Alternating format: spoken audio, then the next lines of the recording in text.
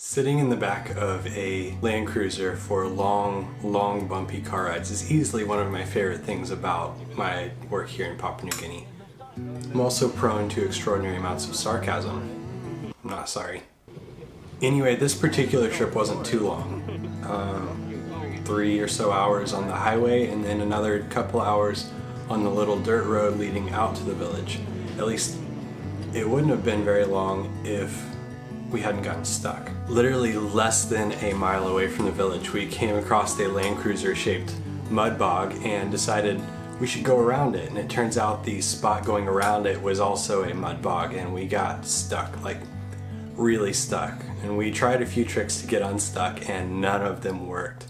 So we figured we'd walk up and head into the village and see if we could find somebody who would help push us out.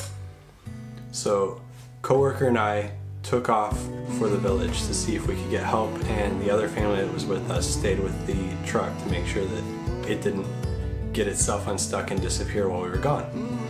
As we were walking by, a PMV, a public motor vehicle, drove by with the words "Last Hope" plastered across the front of it, and I kind of had to stop and laugh at the irony of watching our last hope drive off into the sunset as we walked to go get help with our Land Cruiser.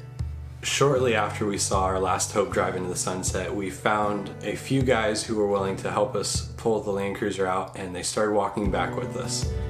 By the time we made it back to the Land Cruiser, we had quite the entourage who were both interested in helping and interested in seeing how we'd managed to get ourselves stuck.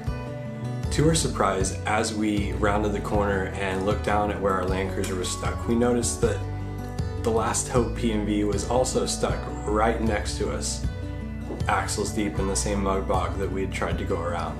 Fortunately, the Last Hope PMV had a lot of people riding inside and a tow rope, so we were able to attach the tow rope to our Land Cruiser, and me and about 20 guys pulled the Land Cruiser out, and then we turned it around and used the same rope to pull the Last Hope out of the mud. So with us both unstuck and the way to the village clear, we decided to take a chance and drive through the mud pit again, and we immediately got stuck.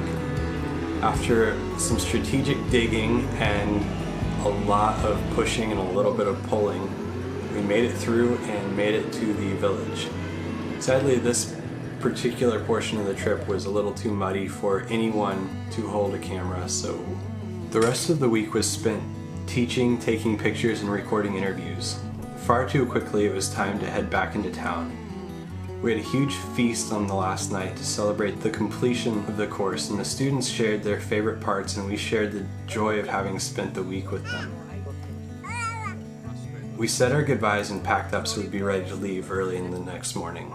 That night, as the sun was setting, we were stunned to see the nearby volcano start erupting. Now, it wasn't a big eruption, there was no danger, and all of the locals were completely unfazed.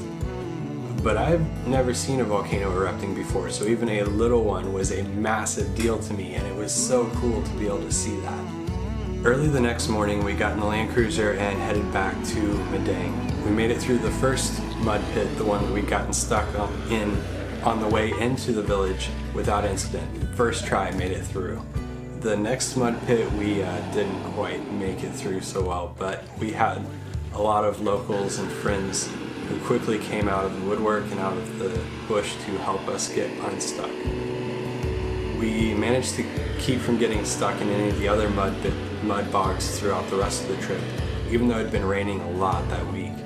And we made it back to the main highway and celebrated by drinking expired Coca-Cola. The rest of the trip was fairly uneventful, and we made it back to Madang by sunset.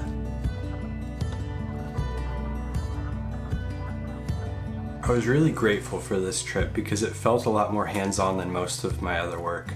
So much of what I do in PNG is town-based, and the majority of the people we work with are out in the village, so spending time in a house wing with local pastors and teachers and Bible translators, staring into a fire and having conversations, even if it's hard for me to understand, is an excellent reminder of why we're here.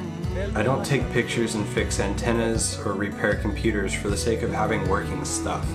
I do my job here in town so that these men and women working in the village can make an eternal difference through God's word in Papua New Guinea.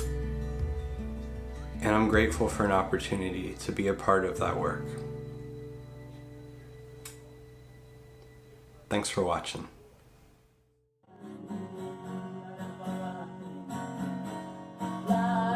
Bye.